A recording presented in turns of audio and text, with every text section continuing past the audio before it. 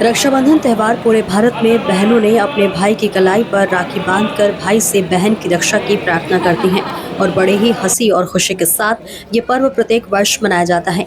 आपको बता दें कि सूरत के केंद्रीय कारागार में जेल में बंद कैदियों की बहनों ने अपने भाई की कलाई पर राखी बांधने के लिए बहनों की लंबी कतार देखने को मिला। जेल में बंद कैदियों की बहनों ने राखी बांधी और एक दूसरे से गले मिलते हुए नजर आए। राखी बांधते समय बहनों की आंखों में आंसू और भावुक होकर रोते हुए नजर आए। इसके साथ ही साथ बहनों ने जेल में बंद कैदियों ने अपनी बहन को पौधा भी दिया गया। वहीं पर जेल प्रशासन ने बताया कि राखी के त्यौहार पर हर भाई अपनी बहन को कुछ न कुछ गिफ्ट देता है।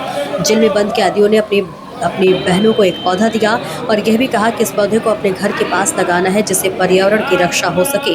जेल प्रशासन की तरफ से राखी बांधने आई हुई बहनों के लिए जरूरी व्यवस्था उपलब्ध था, जिससे आसानी से सभी बहनों ने अपने भाई को राखी बांधकर रक्षाबंधन का त्यौहार मनाया।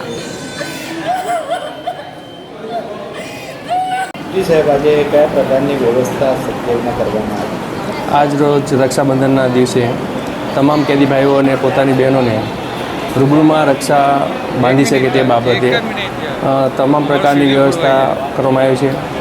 ઇવન કોઈપણ શાંતિથી આ રક્ષાબંધનનો તહેવાર પૂર્ણ થાય તે બાબતે સચિન સ્ટેશનમાંથી પણ બંદોબસ્તની વ્યવસ્થા કરવામાં આવેલી છે।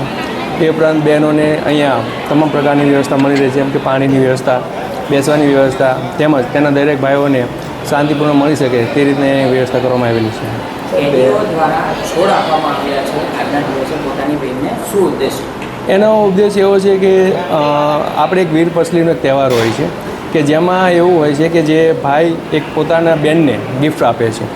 તો એક આ રક્ષાબંધનના દિવસે ભાઈ પોતે એક જેલની અંદર હોય અને પોતાની પાસે કોઈ વસ્તુ એવું ઉપલબ્ધ ના હોય, પણ એક આ છોડ યાદીરૂપી આપે અને પોતાના ઘરમાં એક એને સ્થાપન કરે અને પોતાનો ઉછેર કરે, એ બાબતે પર્યાવરણને પણ એક આપણે સારો ઉદ્દેશ અથવા તો આપણે એક સંદેશ આપી શકીએ, એ પણ અંદર એક સમાજ અંદર કરવામાં આવેલો છે।